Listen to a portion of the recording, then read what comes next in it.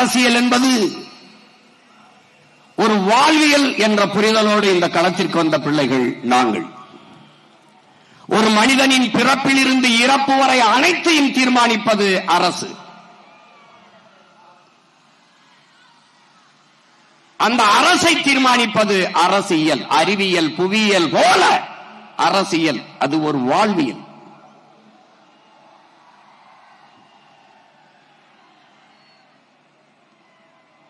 எமக்கான மூச்சுக்காற்றை நாங்களே சுவாசிப்பது போல, எமக்கான உணவை நாங்களே எடுத்து உண்பது போல, எமது உரிமையை, எமது விடுதலையை நாங்களே போராடி பெறுவது என்ற உயர்ந்த நோக்கோடு களத்திற்கு வந்த பிள்ளைகள் உங்கள் பிள்ளைகள்.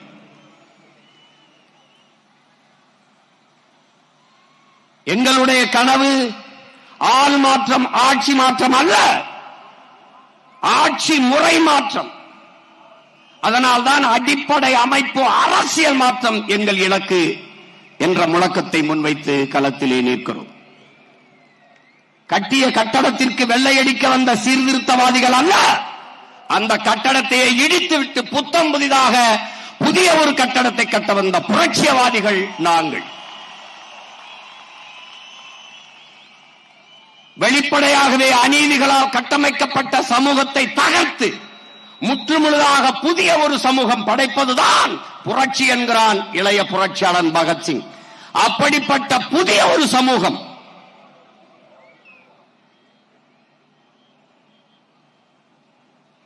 இங்கே அரசியல் என்பது கட்சி அரசியல், தேர்தல் அரசியலாக கட்டமைக்கப்பட்டிருக்கிறது. மக்களுக்கான அரசியல் இல்லை. இங்கே செய்தி அரசியல், விளம்பர அரசியல் இருக்கிறது. சேவை அரசியல், செயல் அரசியல் இல்லை.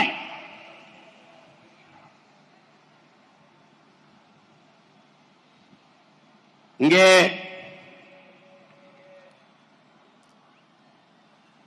உங்கள் பிள்ளைகள் எங்களின் கனவு, எங்களின் இலக்கு, எங்கள் திருநாட்டில் எங்கள் நல்லாட்சியே. பசி, பஞ்சம், ஊழல், லஞ்சம், கொலை, கொள்ளை, சாதிய இழிவு, தீண்டாமை, அடக்குமுறை, ஒடுக்குமுறை, பெண்ணிய அடிமைத்தனம், பாலியல் வன்கொடுமை, வன கொள்ளை, மது, மத போதை, இது ஏதுமற்ற புதிய ஒரு தேசம் செய்வோம், மக்கள் புரட்சியால் அதை உறுதி செய்வோம் என்ற பெருங்கனவோடு களத்திற்கு வந்த பிள்ளைகள். கல்வி, கல்விக்கேற்ற வேலை, அதற்கேற்ற சம்பளம், அதை கொண்டு வாழ்கிற பெருமைமிக்க வாழ்வு, அதுவே எங்களுடைய கனவு. காட்டு வளம், கனிம வளம், கடல் வளம், மலை வளம், மண் வளம் எல்லாவற்றையும் காப்பது, தொழில் வளர்ச்சி, பொருளாதார மேம்பாடு, இவற்றுக்கெல்லாம் ஒரு அரசியல். இது நாடு, தமிழ்நாடு, தேசம் தமிழ் தேசம்.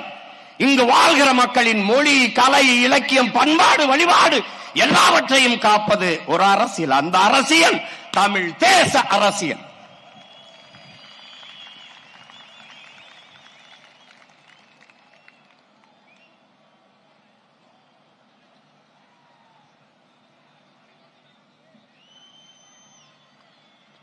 கொள்கை தெளிவு, குழப்பமில்லா முடிவு. அதனால்தான் உலக வரலாற்றிலே என் உடன் பிறந்தார்களே, பேரன்பு மிக்க பெற்றோர்களே, ஒரு அரசியல் இயக்கம் தொடர்ந்து தொடர்ந்து தொடர்ந்து தொடர்ந்து தனித்து தனித்து தனித்து நின்று வளர்ந்து வளர்ந்து வளர்ந்து வருகிறது என்றால் உலகில் நாம் தமிழர் கட்சியை தவிர வேற எந்த அரசியல் கட்சியும் இல்லை.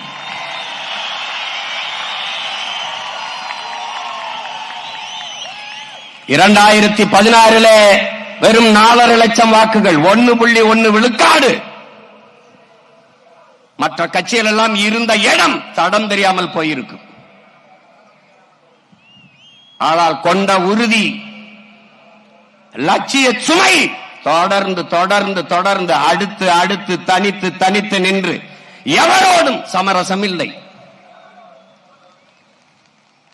நின்ற எல்லா தேர்தலிலும் தோற்றோம். தோற்றதைப் போல இங்கே யாருக்காவது தோற்றவர்கள் போல தெரிகிறதா? இல்லை.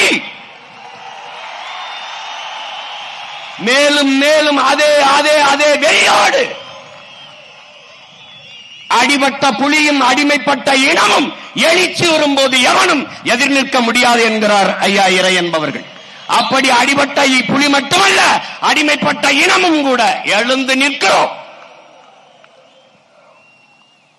ஐந்தாவது முறையாக ஒரு அரசியல் கட்சி எந்த சமரசம் செய்து சீட்டுக்கும் நோட்டுக்கும் பேரம் பேசாது தனித்து நின்று தேர்தல் களத்திலே நிற்கிறது என்றால் அது இந்திய துணை கண்டத்திலே நாம் தமிழர் கட்சி மட்டும்தான்.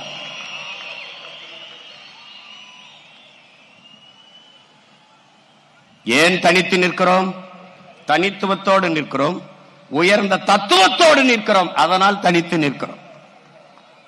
இங்கே கூட்டணி என்பது வெறும் சீட்டணி, நோட்டணியாக மாறி இருக்கிறது. கொள்கை இல்லாத அரசியல் பாவம் என்கிறார் அண்ணல் காந்தியடிகள். கொள்கை இல்லாத அரசியல் வியாபாரம் என்கிறார் நம்முடைய தாத்தா தெய்வ திருமகன் முத்துராமலிங்க தேவர் அவர்கள். நாங்கள் வியாபாரம் செய்ய தயாராக இல்லை, அந்த பாவத்தையும் செய்ய தயாராக இல்லை. நாங்கள் செய்ய வந்தது வியாபாரம் அல்ல, எங்களுக்கு வேண்டியது அரசியல் விடுதலை.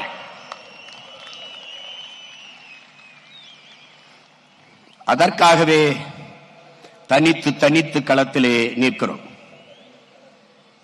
எந்த துணிவில் நிற்கிறோம்? எங்களை பெற்றவர்கள், எங்கள் உடன் பிறந்தவர்கள் எங்களை கைவிட மாட்டார்கள் என்ற அசைக்க முடியாத நம்பிக்கையிலே நிற்கிறோம். எந்த மக்களிடமிருந்து எந்த மக்களுக்காக வந்ததோ அதே மக்களை நம்பி அவர்களுடனே களத்திலே நிற்கிறோம்.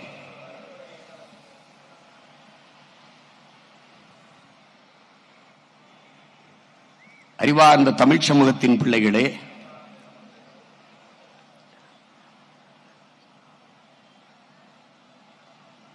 நாம் நம் தாயை தொலைத்தவர்கள், பெற்ற தாயை, பெருமைமிக்க தாயை, அருந்தமிழ் தாயை தொலைத்தவர்கள், அருமை தெரியாது தொலைத்தவர்கள்.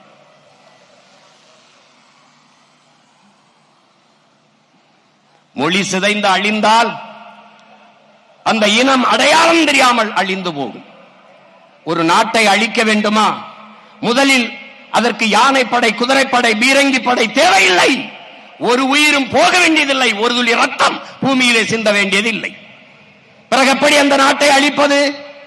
முதலில் அவன் மொழி அழிக்க வேண்டும். மொழி அழித்தால் அவன் கலை இலக்கிய பண்பாடு அழிந்துவிடும், அவன் அடையாளம் அழிந்துவிடும், அந்த இனம் அழிந்துவிடும். அப்படி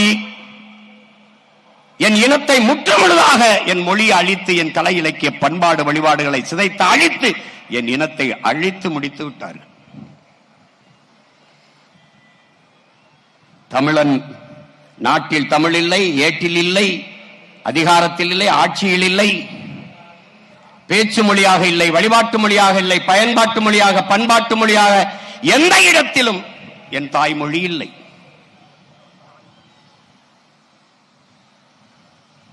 தமிழ் பயிற்று மொழியாக இருந்தது, பிறகு அது பாடமொழியாக மாறியது, பிறகு அது விருப்ப மொழியாக மாறியது. எந்த தமிழனும் விரும்பவில்லை. என் தாய்மொழி கண்ணு முன்னாடி சிதைந்து அழிந்து போனது.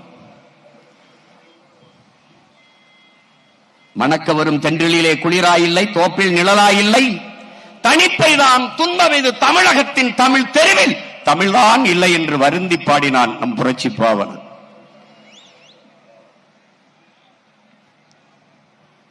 எங்கே இருக்கிறது? ஸ்ட்ரீட் இருக்கிறது, தெரு இல்லை, நிலச்சாலை இல்லை, அவென்யூ இருக்கிறது, விரிவு இல்லை, பிரிவு இல்லை, செக்டர், எக்ஸ்டென்ஷன். நாட்டில் இல்லை தமிழ், நாட்டில் வாழாத தமிழ் நாட்டில் எப்படி வாழும்? தொடர்ச்சியாக தொடர்ச்சியாக ஒரு நிமிடம், ஒரு நொடி, கொஞ்ச நேரம் கூட தமிழ் பேச என் இன சொந்தங்களுக்கு வரவில்லை. சரிபாதிக்கு மேலே ஆங்கிலம் கலந்து கலந்து தமிழர்களாக மாறிவிட்டார். 1800 ஆண்டுக்கு முன்னாடி தமிழோடு சமஸ்கிருதம் கலந்து கன்னடர்கள், 1600 தமிழோடு சமஸ்கிருதம் கலந்து தெலுங்கர்கள், 15ஆம் நூற்றாண்டிலே தமிழோடு சமஸ்கிருதம் கலந்து மலையாளிகள், பிறகு துளு. இப்படி கலந்து கலந்து நம் தாய்மொழியை பேசி பேசி பல மொழிவழி தேசிய நாங்களாக பிரிந்து சென்று விட்டோம். இப்போது இங்கே தமிழர்கள் இல்லை, நாம் தமிழர்கள். அப்ப இந்த நிலையில் சிதைந்த அழிந்து கொண்டிருக்கிற என் தாய்மொழியை மீட்டுருவாக்கம் செய்து மறுபடியும் என் இனத்தை உயிர்ப்பிக்க வேண்டிய கடமை இங்கே கூடியிருக்கிற ஒவ்வொரு மாண தமிழ் பிள்ளைக்கும் இருக்கிறது.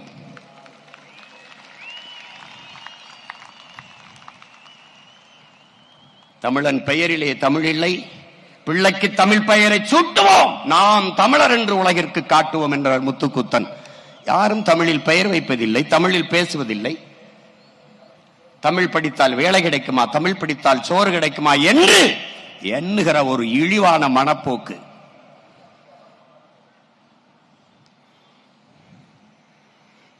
தேவாரம், திருவாசகம், திருப்புகழ், திருமுருகாற்றுப்படை, தெய்வ தமிழ் செத்து போனது. அகநானூரும் புறநானூரும் தந்த என் அன்னை தமிழ் அழிந்து போனது. நக்கீரா, உன் தமிழோடு சற்று விளையாடு, நான் வந்தேன் என்ற என் சிவனின் தமிழ் செத்து போனது. அவையே உன் தமிழள்ளி பழுகிறே, நான் வந்தேன் என்ற என் முருகப் பெருமானின் தமிழ் முடிந்து போனது. என்னரும் தம்பி தங்கைகளே, மிகப்பெரிய பொறுப்பையும் கடமையும் சுமந்து நிற்கிற பிள்ளைகள் நீங்கள். அதனால்தான் திரும்ப திரும்ப சொல்லுகிறேன், இது ரசிகர் கூட்டம் அல்ல, லட்சிய கூட்டம் என்று சொல்வதற்கு காரணம் அதுதான்.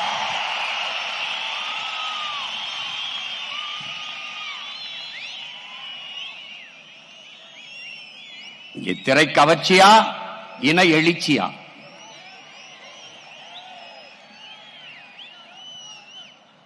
பணமா, தமிழன் என்கிற மானமிக்க இனமா? இதுதான் இந்த களத்திலே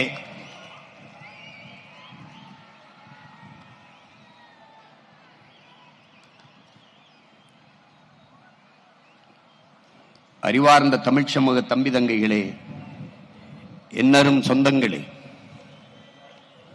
தமிழ் மீட்சியே தமிழர் எழுச்சி என்கிறார் நம்முடைய தாத்தா மொழி ஞாயிறு தேவநேய பாவாணர் அவர்கள். தமிழ் மீட்சியுற வேண்டும், தமிழர் எழுச்சியுற வேண்டும். அப்படி என்றால் தமிழன் ஆளும்போதுதான் தமிழ் மீளும். அதற்காகத்தான் நாம் தனித்த ஒரு பாதையை போட்டு தமிழர் தேச அரசியலை கட்டி எழுப்பி தொடர்ந்து பயணித்துக் கொண்டிருக்கிறோம். தமிழுக்கு அமுதென்று பேர், அந்த தமிழ் இன்பத்தமிழ் எங்கள் உயிருக்கு நேர் என்கிறான் நம்முடைய புரட்சி பாவலர். யாம் அறிந்த மொழிகளிலே தமிழ் மொழி போல் இனிதானது எங்கும் காணோம் என்கிறான் நம்முடைய பாட்டன் பெரும்பாவலன் பாரதி. அதேதான் திருப்பி அவனுக்கு சொல்கிறோம், ஆம் பாரதி, எங்கேயும் காணோம். தாயை தொலைத்த பிள்ளைகள் உலகில் எல்லாரும் அவனவன் தாய்மொழியில் பேசிக் கொண்டிருக்கிறான். நாம் அந்த மொழிகளின் தாய்மொழியில் பேசிக் கொண்டிருக்கிறோம். அந்த திமிர், அந்த பெருமிதம்,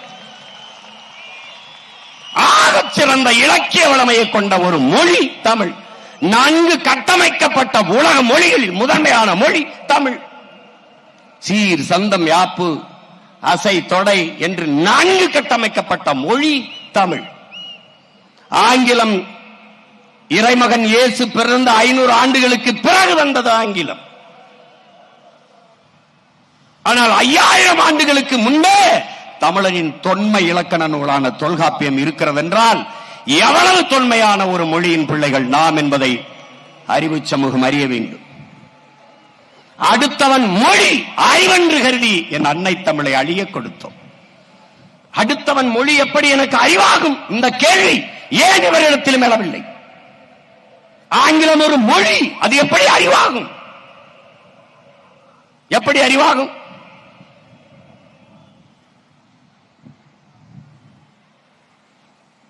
கேரள கவிஞன் ஆற்றூர் ரவிவர்மா சொல்கிறார், உலகத்திலே ஆகச் சிறந்த இலக்கியங்களை தன் தாய்மொழியிலே படிக்கிற வாய்ப்பை பெற்றவர்கள் கிரேக்கர்கள், சீனர்கள். அதையெல்லாம் தாண்டி இந்தியாவில் தமிழர்கள் என்று பதிவு செய்கிறார். அந்த தமிழ் மொழி என் தாய்மொழி. மலையாளத்தின் தாய்மொழி என்பதில் எனக்கு பெருமை என்று பதிவு செய்கிறார்.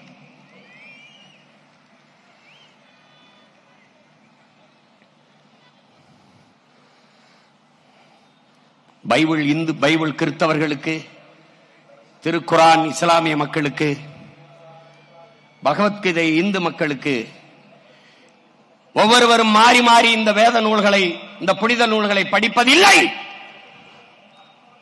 ஆனால் எந்நாட்டவருக்கும் எச்சமயத்தவருக்கும் எக்காலத்திற்கும் ஏற்ற ஒரு வாழ்வியல் நன்னறி உண்டென்றால் அது வள்ளுவ பெருமகனார் தந்தருளிய திருக்குறள் தான் என்று நம்முடைய தாத்தா தெய்வ திருமகன் முத்துராமலிங்க தேவர் அவர்கள் பதிவு செய்கிறார்கள். அதனால்தான் அது உலக பொதுமறை என்று சொன்னோம். அந்த மறை தந்தவனின் பிள்ளைகளா நாம் மறந்து போனோம் தமிழை.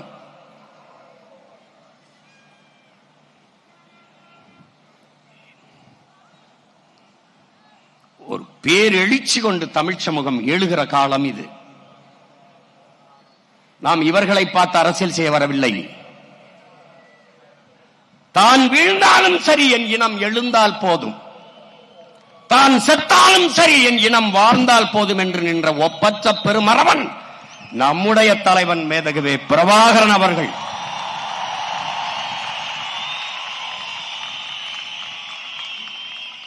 அவன் மொழியே கீதை, அவன் வழியே பாதை என்ற முடிவோடு களத்திலே வந்தோம். அருமை பெருமக்களே, நமது ஆதி முன்னவன் முருக பெரும்பாட்டன் வேலேந்தி களத்திலே பாய்ந்தான். அவன் பின்னவன் அரசனுக்கு அரசன் அருண்மொழி சோழன் வாழேந்தி களத்திலே பாய்ந்தான். அவன் பேரன் பிரபாகரன் என்ற பெருமரவன் துவக்கேந்தி களத்திலே பாய்ந்தான். அவன் பிள்ளைகள் சீமானும் அவன் உடன் பிறந்தார்களும் அறிவாயுதம் ஏந்தி அரசியல் களத்திலே பாய்கிறோம். காலம்தான் நமக்கு வெவ்வேறு காலகட்டங்களில் வெவ்வேறு கல்விகளை கையளித்தது. ஆனால் இலக்கு ஒன்றுதான், நம் இனத்தின் விடுதலை.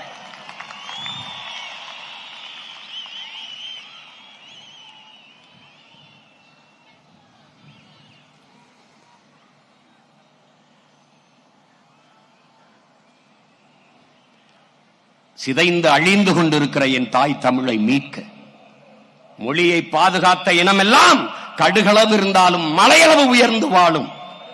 மொழியை அழிய கொடுத்த இனம் மலையளவு இருந்தாலும் கடுகளவு சிரித்து வீழும் என்கிறார்கள். நாம் வீழ்ந்து விட்டோம், எழ வேண்டும். அதற்காகத்தான் இந்த கூட்டம். மாநாடு என்றால் எப்படி இருக்க வேண்டும்?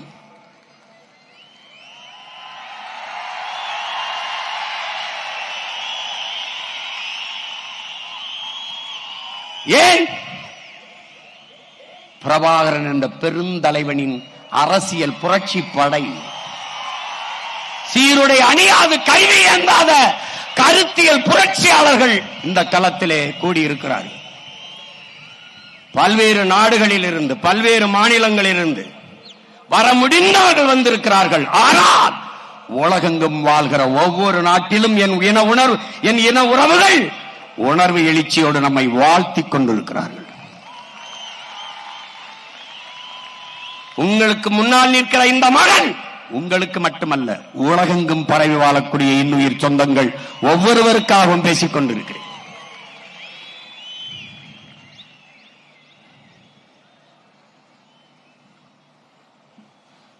என் அன்னை தமிழை அழியாமல் மீட்க காக்க ஒரு அரசியல் பெரும்படையை கட்டி எழுப்பி வருகிறோம். இந்தி திணிப்பால் எம்முயிர் தமிழ் மொழி இறந்து விடுமோ அழிந்து விடுமோ என்று அஞ்சி முதலாக தன் உயிரை தந்தவன் நம்முடைய பாட்டன் நடராஜன். அதற்கு பிறகு தாளமுத்து என்கிற இன்னொரு பாட்டன். அவர்கள் தொடங்கிய மொழி புரட்சி இன்று வரை தொடர்கிறது. மொழி செத்துவிடக்கூடாது என்று செத்தார்கள் நமது முன்னவர்கள், செத்து போனது. இனம் செத்துவிடக்கூடாது என்று செத்தார்கள் நம் இன உறவுகள், இனம் செத்து போனது. என்ன செய்யலாம்? அவ்வளவுதான் என்று விட்டுவிட்டு செல்வதா?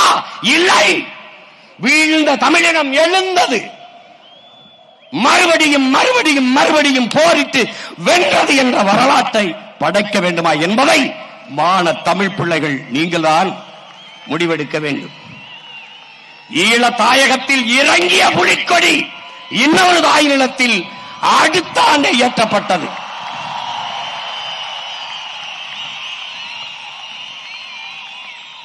விழுவோம் விதையாய், எழுவோம் விடுதலையாய் என்ற லட்சிய முழக்கத்தை முன்வைத்து களத்திலே நிற்கிற பிள்ளைகள் நாம் தமிழர் பிள்ளைகள்.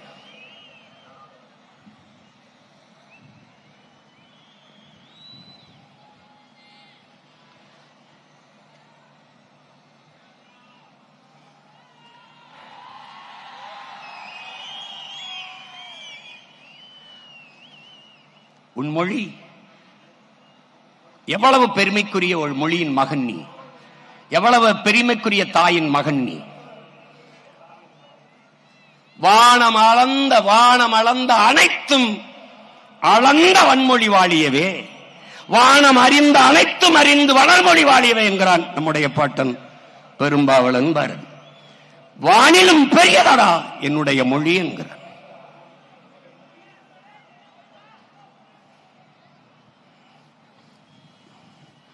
அந்த மொழியை, என் அன்னை மொழியை அழிய விடலாமா என்கிற துடிப்போடும் தவிப்போடும் தான் மீட்க காக்க களத்திற்கு வந்த பிள்ளைகள் நாம் தமிழர் பிள்ளைகள். நாம் தமிழர் கட்சி பதவிக்காக அல்ல, மக்களின் உதவிக்காக. இது மக்களை வைத்து பிழைக்க அல்ல, என் மக்களுக்காக உழைக்க.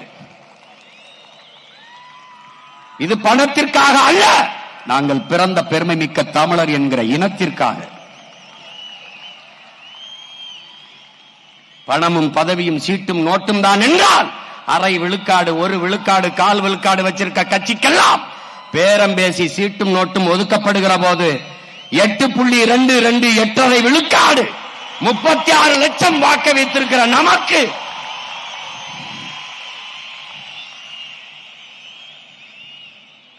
பணமா, மாண்புமிக்க நான் பிறந்த தமிழர் என்கிற இனமா? அதுதான் நமக்கு முன்னாடி நிற்பது. வரலாற்றில் புறக்கணிக்கப்பட்ட இனத்தின் பிள்ளைகள் நாம், மறக்கடிக்கப்பட்ட இனத்தின் பிள்ளைகள். வரலாறு தான் ஒவ்வொரு இனத்திற்கும் வழிகாட்டும். அதனால்தான் நம்முடைய தலைவர் வரலாறு எனது வழிகாட்டி என்கிறார். என் இன வரலாறு தெரியாதவன் நம்மை வழிநடத்த முடியாது. நம்ம ஒரு கோட்பாட்டை, ஒரு தத்துவ நிலைப்பாட்டை ஏற்றுக்கொண்டிருக்கும் என் உடன் பிறந்தவனே. தகப்பன் என்பவன் நம்மை பெற்றவனாக இருக்க வேண்டும், தலைவன் என்பவன் நம் ரத்தவனாக இருக்க வேண்டும். நம் மொழி புரியாதவன் நமக்கு இறைவனாக இருக்க முடியாது. நம் வழி உணராதவன் நமக்கு தலைவனாக இருக்க முடியாது. நம்மின வரலாறு தெரியாதவன் நமக்கு வழிகாட்ட முடியாது. இது நம்ம கோட்பாடு.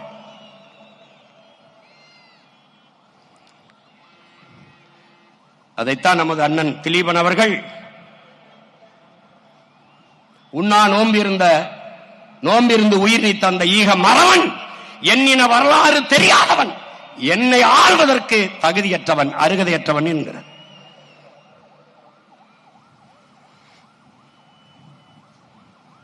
முற்றுமுழுதாக வரலாற்றில் இருந்து புறக்கணிக்கப்பட்ட இனத்தின் பிள்ளைகள் நாம். வல்லபாய் பட்டேலை படிப்போம். நம்முடைய அருமை பாட்டன் செக்கிழுத்த செம்மல் வஉசியை படிக்க மாட்டோம், வாய்ப்பில்லை.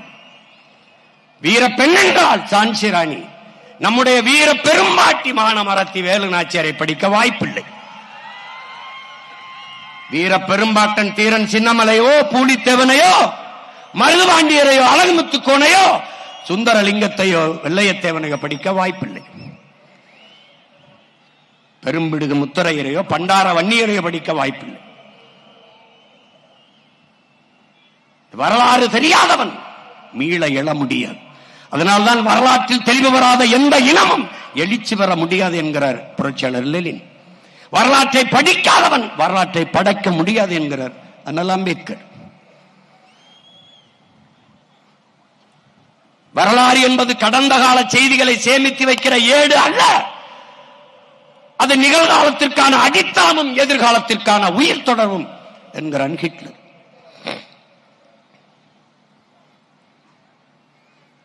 வரலாற்றை கையில் எடுத்த இடங்கள் எல்லாம் பாதுகாப்பாக வாழ்கிறது என்கிறார்கள். அப்படி வரலாற்றில் புறக்கணிக்கப்பட்ட ஒரு இனத்தின் மக்கள் தங்களுக்கான வரலாற்றை தாங்களே ஒரு நாள் எழுதுவார்கள் என்கிறார் அண்ணல் அம்பேத்கர். அப்படி வரலாற்றில் புறக்கணிக்கப்பட்ட இனத்தின் பிள்ளைகள், தமிழ் பேரினத்தின் பிள்ளைகள் எங்களுக்கான வரலாற்றை எழுதுவதற்காக திரண்டு இருக்கிறோம் இந்த திருச்சி மண்ணிலே. நமக்கென்று வரலாறு 50,000 ஆண்டுகளுக்கு மூத்த உனக்கும் எனக்கும் வரலாறு என்ன? திராவிட இயக்கம் தோற்றுவிக்கப்பட்ட அந்த தொடங்கிய காலத்தில் இருந்து இந்த 100 ஆண்டு கால திராவிட இயக்க வரலாறு தான் உன்னுடைய அரசியல் வரலாறு, உனக்கு வரலாறு. ஐயா ஈவேரா தொடங்கி இன்றைக்கு ஐயா ஸ்டாலின் வரைக்கும், நாளைக்கு தம்பி உதயநிதி வரைக்கும் தான் உனக்கு வரலாறு. இதுதான் வரலாறு. எங்கே உன் மூவேந்தர்? எங்கே இமயத்தில் கொடிய நட்ட இமயவரம்பன் நெடுஞ்செழியன்? எங்கே ஆரிய படை கடந்த பாண்டிய நெடுஞ்செழியன் படித்ததெங்கே? எங்கே கல்லணை கட்டிய கரிகால் வளவனின் வரலாறு எங்கே? உலகில் பல்வேறு நாடுகளை வென்று 3வது பெரிய வல்லரசு நிறுவிய அரசனுக்கு அரசன் அருண்மொழி சோழன் வரலாறு எங்கே? அரசேந்திரனின் வரலாறு எங்கே? நீ புறக்கணிக்கப்பட்டாய்.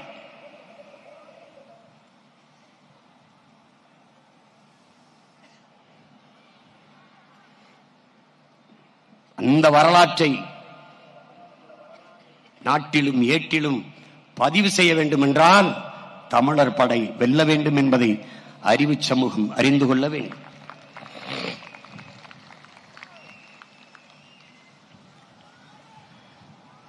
இங்கே இருக்கிற கட்சிகளை நீ ஆழ்ந்து பார். அவர்கள் முன்வைக்கிற அரசியலை உற்று நோக்கு.